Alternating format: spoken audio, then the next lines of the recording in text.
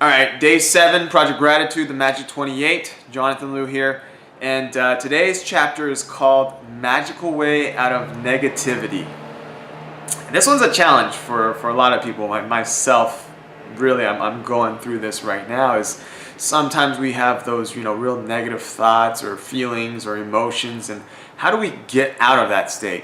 And the simple answer is to practice gratitude. Right, but how do we really do that? I'm a very analytical person, so I need a step-by-step, well, how do I go from feeling like this to feeling happy and joyful and excited again? And so in the book, Rhonda Burns talks about this thing called the Glad Game, which I guess came from the Walt Disney's movie Pollyanna.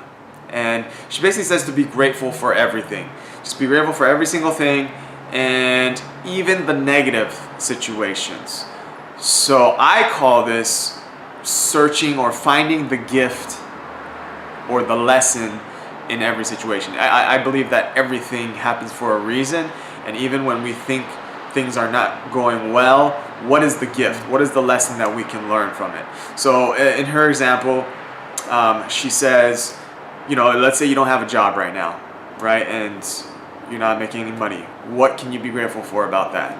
Well, one thing is you can be grateful that you have time to rest and recuperate because maybe you've been working yourself so hard in your previous job.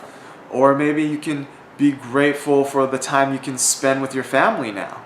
So you can look at all these different things. For me personally, it was when I was let go from my old job, my last job at the timeshare resort. I'm really grateful now because of a couple things. One is I got to experience what unemployment was and got government assistance. That was kind of cool.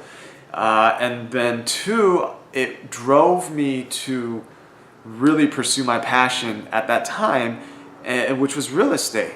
And it was something I've always wanted to do. I tried it several years back, in 2004 and kind of failed, and I just never pursued it. And in 2012 I was able to re-pursue that dream and actually succeed at it, and that was really just kind of one of my major turning points in life, and that was awesome. So I'm so grateful I got terminated from that job, right? Another way you can do this is with relationships. Sometimes with someone we don't get along with, or we're having just a bad relationship with, maybe we argue a lot, or somebody just doesn't like you for whatever reason. What can we be grateful for there? Well, maybe there's a lesson to learn. I always look at the gifts, right? The gift is, hey, this person is teaching me how to be compassionate and understanding. This person has taught me how to be more independent or how to speak up for myself, because I always don't speak out, and when I do speak up, then maybe the relationship will be better, or I can at least express my feelings, and for me it's healthier in general, right? So it works all around. So today's exercise is pretty simple. It's to choose one negative situation or something that's really bothering you, and to write out a list of 10 grateful things you can have about this particular situation that's bothering you. And the one I chose was the loss of money, right? Or the thought of losing money. And it's so weird because and it happens quite often, and I freak out about it. The best way to explain it is, my example is two ways. One is a lot of these deals, real estate deals that I'm doing, I'm always agreed a certain amount of money, like a certain fee, but that's $5,000, $10,000, $2,000, whatever it is. And at the end, they agreed to a certain number, and for some reason, at the end of the deal, when it closes, I end up making less. It goes from 5 to 2, or 10 to 5, or 2 to 1, or whatever it is. I just lose money, and the thought of that just really bothers me. And it happened again today, right? And I was just thinking, man, it really bothers me, but what is the lesson here? And what is the gift in this? What can I be grateful for? So these are some of the things I came up with. I'm grateful for the money that I've ever been given in my life, right? Throughout my entire life, I realized, wow, I do receive a lot of money. I'm grateful that I'm even making any money, because this deal, although I dropped I was supposed to make 3,000 and it dropped down to maybe around 1,500 now. So it got split, reduced in half, but at least I'm making 1,500. I'm switching my perspective because the deal 2 weeks ago was going to get taken off the table anyway and wasn't going to make anything. Now it's, I'm still making a little bit, not a huge amount, but it's worth it. I'm also grateful to have this thought of losing money because I'm paying more attention to my money and I have a different relationship. I respect my money more. I appreciate it more. I'm more grateful.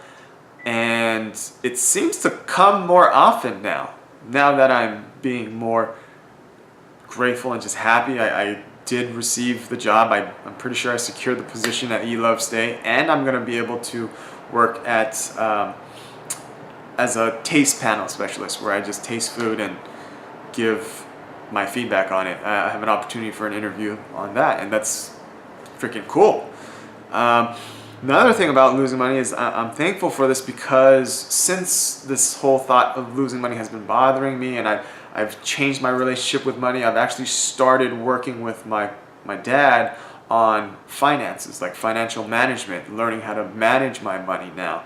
And that's really cool because I'm learning how to manage money, but also I'm strengthening my relationship with my father because there's not, I love the guy, but there's not much we talk about on I guess not a lot in common we talk about, different generations, but money is something that we can connect on and he can definitely teach me a lot. And now maybe through all the years and maturity and evolution I've gone through, I'm finally ready to listen. So these are just some things that I'm grateful for just, because I thought, man, I keep worrying about, I'm going to have money, or even when I have money, I'm going to lose it. And what's the point? Why am I doing that? Instead, I need to focus on being grateful for the money I do have, for learning how to handle and manage money, how to earn money, how to create money, and how to have a better relationship with money. And now, I think the next step would be to learn how to allow money to work for me. But I think that's I'm a couple steps behind right there. Right now, I need to get up to the level of just earning money and creating money. So that being said, there's one more part to this exercise, which is part 2. So second part of today's exercise is to practice avoiding negative thoughts, right? Or obviously it's going to be impossible to just never have a negative thought, but you can train your brain and transition your thoughts from a negative to a positive.